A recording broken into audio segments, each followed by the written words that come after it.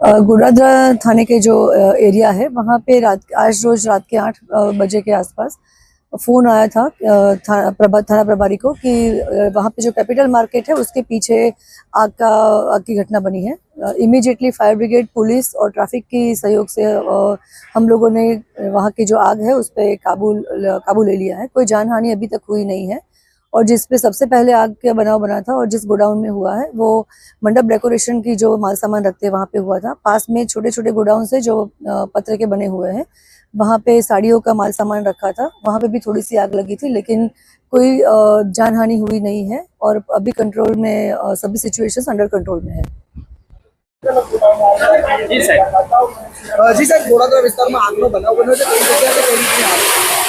Godadara capital સ્ક્વેરની પાછળનો આ એક બનાવ છે, જેમાં પતરાના શેડમાં કે ગોડાઉનો બનાયેલા છે।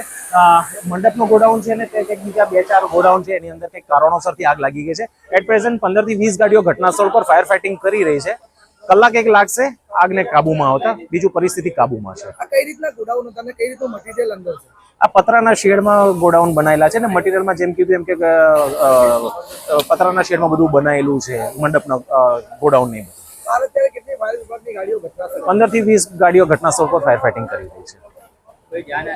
કોઈ જાનહાનિનો રિપોર્ટ મળેલ નથી।